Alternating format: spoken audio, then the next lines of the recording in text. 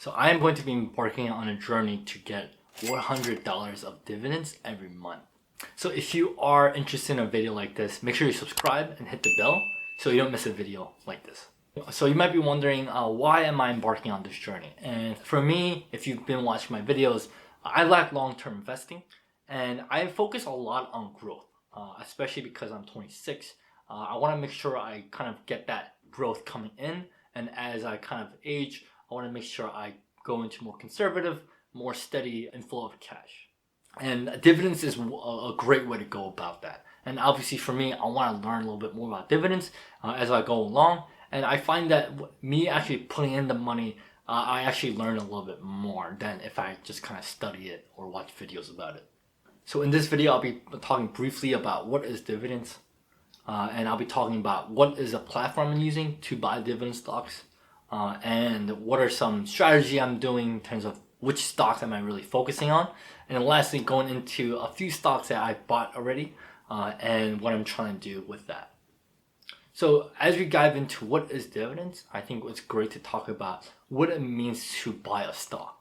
So when you buy stocks, you actually become a part owner of that company now. So what companies usually do is they try to take their profit that they get and find ways to get the highest rate of return for their shareholders. And that goes about two different ways. Either they reinvest back into their company to do research or analysis on the markets they could try to disrupt, or they could try to build products or services that would help the company grow in other revenue streams, or maybe cut costs. And another way is for the company to figure out that they don't actually have ways to grow more the revenue, and so they find ways to actually give and disperse that profit back to their shareholders. And that it comes in the form of a dividend. And the great thing is that if this is part of your strategy to do investing, this is a great way for you to get steady income. And these dividends are usually paid monthly, quarterly, or annually. And so they are somewhat predictable. And there are actually companies that pay monthly or quarterly dividends. And they've been actually increasing it year by year for more than 25 years of their dividend payout. And these companies are called dividend aristocrats. And these are great because they obviously care about their shareholders and that they've been increasing the dividends every year. And so especially for a company that's been increasing for 25 plus years, that they don't want to just kind of break that streak. And so I'm sure there will be incentives for companies to make sure they pay it out and also try to increase it every year. And that term is very important because when it comes to me picking out dividend stocks, that is a big factor that I look at. But the challenge when it comes to dividends is that obviously that with the two different ways of having that highest return, that if they're focusing more on dividends, they're not really focusing on growth. And so when you buy a stock that pays dividends, they may actually be more steady growth or more like flat. And in worst cases, they might actually be decreasing in terms of their stock value. With all that said, I do want to mention that with the dividends, I definitely want to still focus on the growth portion of a stock. Although I definitely want to focus a lot on dividends, especially given that this is a dividend portfolio. The median percentage of dividends that are given out sits around 3 to 4%. Given that inflation is around 1 to 2%, it is barely above that. It is double that, and at times it's great, especially during the downturn, that they still give dividends, especially the ones that have been giving consistently. So there are companies that pay a lot in dividends that can range anywhere from 5 to 11%, but that can hurt the company long term, given that they don't use those funds to reinvest itself and potentially grow more. And there are some companies that give around 3 to 4% in terms of average. And although they're still not using the funds, it is obviously more steady income, given that these are more stable. And then there is the other side of the spectrum where companies are not even giving dividends at all, but using 100% of their profits to reinvest itself, and so that they're able to grow as a firm. I think finding that sweet spot between the companies that give consistent dividends as well as as well as the companies that grow exponentially. And I think finding that dividend growth stocks where they both give that dividends as well as that growth. And let's say they only give 1% maybe in 1 year. To keep it as simple as possible, if that stock doubles by next year, if that stock still continues to give that 1%, then essentially you've doubled your dividend rate because that stock had an intrinsic value that doubled. And over the long term, a steady income of that stable company may have a flat line of its price. And although it gives a 3 to 4% every year, I think it's hard to beat out a stock that gives dividends still, but still continues to grow at a very high pace. Although I'm obviously buying these stocks so that it gives dividends, I'm hoping that the portfolio is increasing because of the growth of the company rather than focusing solely on dividends. Now, to talk about the broker that I'm using for this portfolio, obviously I can't use Robinhood because I'm using it for Motley Fool stocks, but for this I decided to go with Fidelity. And obviously with all those new apps that are popping out nowadays, it's a lot easier to use, especially for new investors, and the experience and user interface is so much better. But I decided to go with Fidelity for 4 different reasons for what I'm looking for in this portfolio. First and foremost is what I like a lot about brokers when I look into one, and that is fractional shares. Something I love about Robinhood is the fact that they essentially changed the game when it came to investing as a new investor, because you're able to invest by the dollar amount rather than the price of the shares. So let's say you want to put away $1,000 for a stock.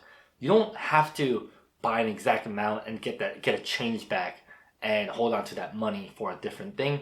You could essentially shovel all that money that you've been saving to every cent, so that it makes it easy for you to invest all the whole amount. And with fractional shares, it makes it so much easier because some stocks are ranging anywhere from $20 to $50, maybe to up to $100, which makes it okay to invest in. But there are numerous of different companies that are great, that are priced just a lot higher in terms of their per unit cost. Number 2 is research. I actually like the fact that Fidelity has a research team, and you have a lot of different resources when it comes to choosing different stocks. What are the outlooks? What are the analysts saying about it? And what are some numbers that you just never thought about that the research is able to kind of tell you about? Obviously, with apps that are like Robinhood, they are very easy to use, but they do lack the research in terms of when you are looking to invest in something. And so I think Fidelity does a great job of doing that. The third item that I was looking at when it comes to choosing a broker in this case is the fact that Fidelity has DRIP. And that is the dividends and reinvestment program. When it comes to dividends, they obviously pay out in cash. But if you're able to kind of put that money back into it, you could essentially have a snowball effect where the more you put in, obviously the value of the stock goes down by the amount of dividends that you get, but you're still buying a little bit more of that stock. The more it grows, the faster it grows because you have more of those stocks because of the reinvestment. Number 4 is the fact that it's actually a lot easier to buy a certain stock when it comes to choosing stocks in Fidelity. I was actually looking at M1 Finance for this because I like their concept. It does make it a little hard because essentially what they do is you put a certain percentage of the stock that you want to invest in. And the strength of M1 Finance is rebalancing.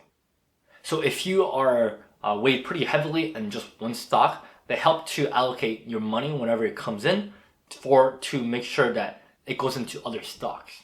And because of that, whatever your target allocation for stocks is, it'll help to balance that out.